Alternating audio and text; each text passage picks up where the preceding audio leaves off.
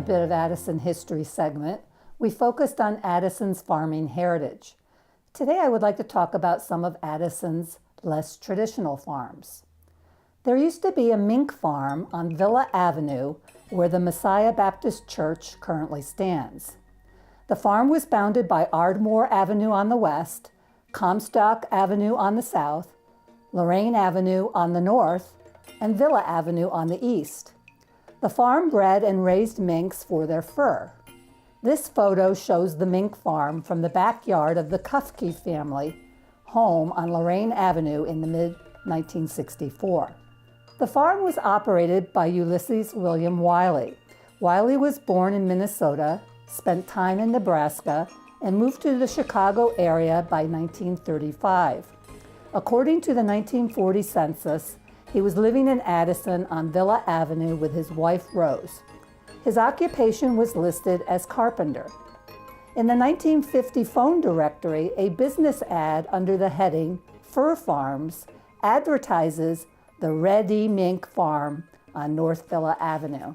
Oral accounts by two men who worked on the farm indicate there were thousands of mink housed in small cages stacked in rows in both barns and outside on the Villa Avenue property. It was their job to feed and water the mink. The mink were fed ground fish. There was a refrigerated truck which stored the fish parts. On the farm, the parts were ground into a high-protein stew, which was scooped out and individually placed into each mink cage. Workers on the farm were paid $75 a month for a 6-day work week. In the fall, the mink were killed and put on stretching racks. One man decided after a couple of days dealing with screaming mink and seeing the racks that this was not the job for him, and he quit. According to all accounts, the farm operated until the mid-1960s.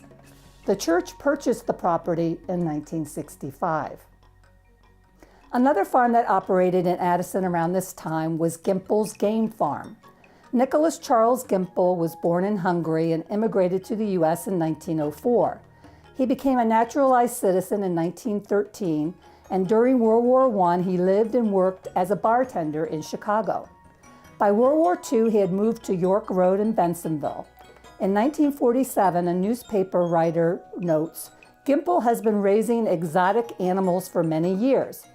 He quotes Gimble as saying his success is due to, quote, "common sense and not secret knowledge. The trick lies in the feeding." In 1951, Nick Gimble moved to Lake Street past Mill Road in Addison from Bensonville. He continued to raise and sell unusual animals including skunk, raccoons, pigeons, rabbits, and dogs. According to this Chicago Daily Tribune article in 1953, it was Gimble's ambition to create a zoo to delight hundreds of children and to compete with the Brookfield Zoo. He had been building up his stock of unusual animals since 1940 and learned the technique of taming wild animals. He, quote, uses a soothing manner to handle his pets. Gimble's occupation at this time is described as a suburban restaurant worker. Since he worked at night, he was able to spend his afternoons tending to the animals. To make extra money, he boarded some of the more cumbersome animals of Chicago pet shop owners. In addition, he also sold animal meat and pelts, according to one resident's recollection. Gimble advertised extensively in local newspapers to buy and sell his animals.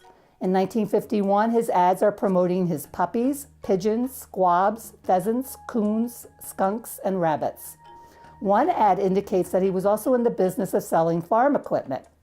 In 1953, he is advertising to buy skunks, and in 1955, he is looking to buy Persian cats, rabbits, pigeons, and various pets.